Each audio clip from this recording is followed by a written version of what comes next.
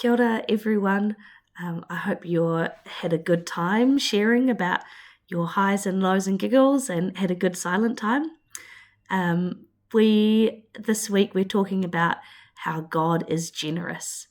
And there's three things that I want to share from my sermon that I talked about on Sunday.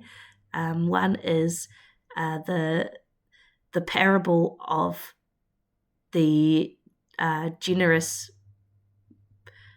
vineyard owner, and just how outrageous that parable is, because it seems really unfair to us as humans that the people who worked a shorter amount of time should be paid the same amount as those who had worked a full day's work.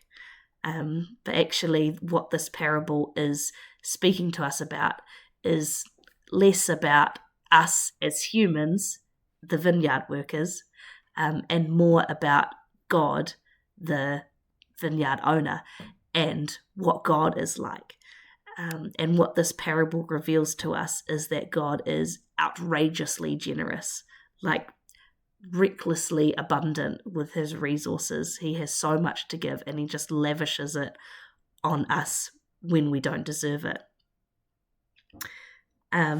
Another thing that I talked about that I think is quite important about this parable and the idea of God being generous is that I think when we think about in the world, we often think about things in terms of earning, like that we have to earn our acceptance or earn love from people, and often that's been our experience in the world, maybe from our parents or our friends or our teachers, our workplaces, that we feel like we have to earn love and acceptance.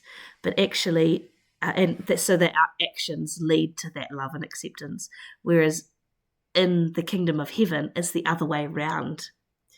We have love and acceptance, and because we are secure in God's love for us, then that motivates us to do good works and to have those actions. So in the worldly way, you would be doing good things to earn that love from other people, but in the kingdom way, you do those things because you're already loved.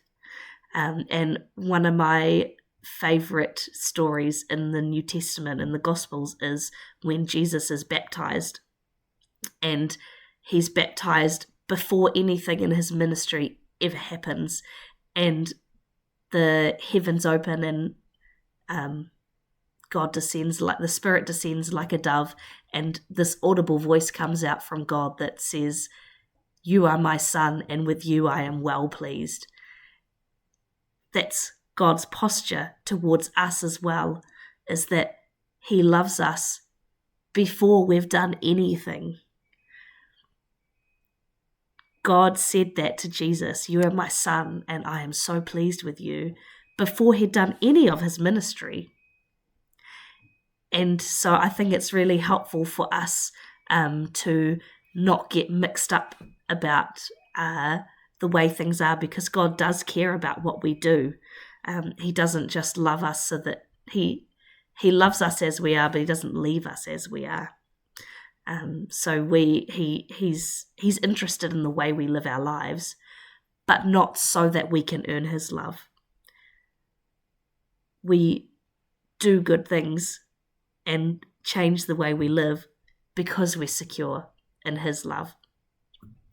And the third thing that I wanted to just draw out from my sermon was that I think one of the blockers for us to really accept that God is generous is because we don't think that someone would want to be generous to us. Maybe we think that we're unworthy or unlovable, and I think that we put our experiences from other people that we've had onto God, and we think that because someone else has treated us in a way that makes us feel worthless, that therefore God must be like that as well. And I think that's where some of our resistance comes from accepting how outrageously generous he is because we think that we're not worthy. And I think from the parable, we therefore put that on other people as well. And we think, oh, well, they're not worthy either. But actually, your worth is defined by what someone will pay for you. Like, I've got a pen here, and this pen is only worth as much as someone's willing to pay for it. Doesn't matter if I put a $50 label on it. If no one's willing to pay $50 because they don't think it's worth it, then no one's going to buy it. Your worth is defined by what someone will pay for you. And God paid for you with his life. He bankrupted heaven for you. So you are profoundly worthy. Not because you've done anything, but because God just loves you. You're worthwhile to him. And I think this is a big wrestle that we have to have. We have to come to a place where our heart is softened and ready to accept the love of God.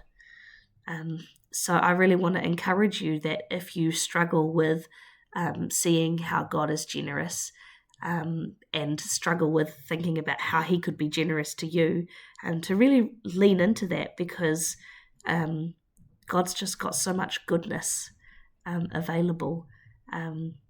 There's so much goodness to come when we see God as he really is.